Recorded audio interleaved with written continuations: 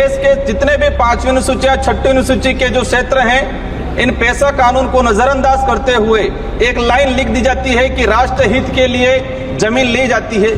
हजारों आदिवासियों को विस्थापित करके किसी एक उद्योगपति को लाभ पहुंचा के कौन सा राष्ट्र हित चाह रहे हैं हम लोग। यहाँ पर हम बिरसा मुंडा जयंती मना लेते हैं, संविधान दिवस की वर्षगांठ मना लेते हैं, लेकिन संविधान के अंदर आदिवासियों के हित के जो प्रावधान है वो आज भी धरातल पर लागू नहीं है।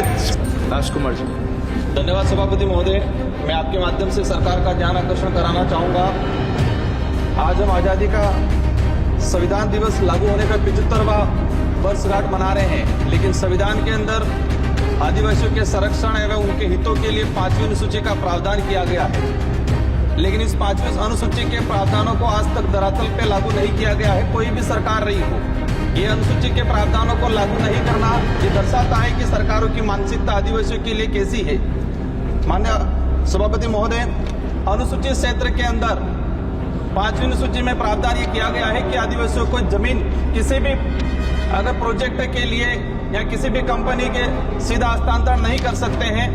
इसके लिए पेशा कानून लाया गया 1956 के अंदर। पेशा कानून में ये प्रावधान किया गया है कि कोई भी प्रोजेक्ट लगाने से पहले उस संबंधित ग्राम सभा से सहमति लेना चाहिए। लेकिन देश के जितने भी 5वीं अनुसूची या 6वीं अनुसूची के जो क्षेत्र हैं, इन पेशा कानून को नजरअंदाज करते हुए एक लाइन लिख दी जाती है कि राष्ट्र हित के लिए जमीन ली जाती है। हजारों आदिवासियों को विस्थापित करके किसी एक उद्योगपति को लाभ पहुंचा के कौन सा राष्ट्र हित चाह रहे हैं हम लोग। सभापति महोदय, यहाँ पर हम बिरसा मुंडा जयंती मना लेते हैं, संविधान दिवस की वर्षगांठ मना लेते हैं, लेकिन संविधान के अंदर आदिवासियों के हित के जो प्रावधान है वो आज भी धरातल पर लागू नहीं है। सभापति महोदय, विषय आपका विषय मेरा यही विषय है कि वर्तमान में जो प्रोजेक्ट चलाए जा रहे हैं वो प्रोजेक्ट में जिस तरह से पैसा एक्ट की ग्राम सभा को नजरअंदाज किया जा रहा है आज अनुसूचित क्षेत्र के अंदर। सभापति महोदय, मैं एक ही बात लास्ट में कहना चाहूंगा कि जो शेड्यूल एरिया के अंदर रिजर्वेशन पॉलिसी है, उस रिजर्वेशन पॉलिसी को हो गया समाप्त, आपका हो गया सर।